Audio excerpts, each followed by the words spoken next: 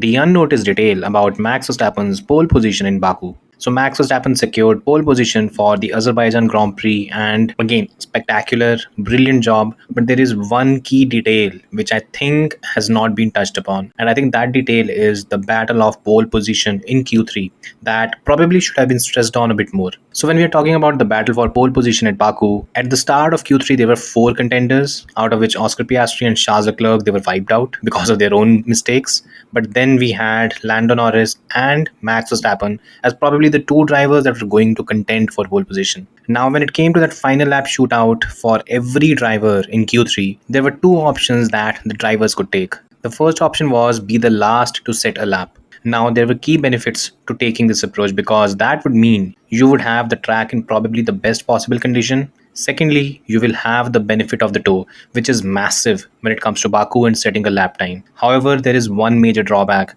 and that drawback is that if the driver in front of you ends up going off or has an incident, you have an instant yellow flag or a red flag, and your lap is done. In that case, the session is over, you are not doing any more lap, and that is it for you.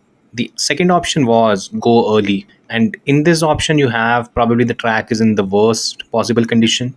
Then you don't really get the benefit of the tow because you'll be right at the front, and that basically costs you a lot of lap time. Now, while that is the case, there is a benefit as well, and the benefit is, well, if there is anyone that ends up having an incident or a crash or something, then your lap does not get affected. Now, bear in mind, in Q3, we've already had two drivers cause red flags. If there is another incident, you are probably looking at a similar situation once again, and drivers would not be able to set lap.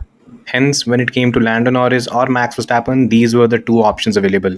Lando Norris, on one hand, since he's fighting for the championship, he went for a conservative route. He went for the route of going early. He was right at the front of the queue when he did his lap, and as a result, the track was not at its best possible condition. Neither did he have the benefit of the tow, but he was able to complete his lap.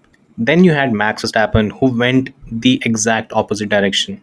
He doesn't have a title to fight. He can basically go all in and gamble. Hence, what he did was he went second last, just ahead of Yuki Tsunoda. Hence, as a result, he had the benefit of a tow, he had the track in better condition, and he was completely fine with the risk of, well, if there is a yellow flag or a red flag that comes out, he loses his lap. In the end, this was the key difference. Sure, Max Verstappen did a brilliant job when it came to setting the pole position lap because the lap was great. At the same time, however, he could take the risk of going out late compared to Lando Norris, who had to play it safe.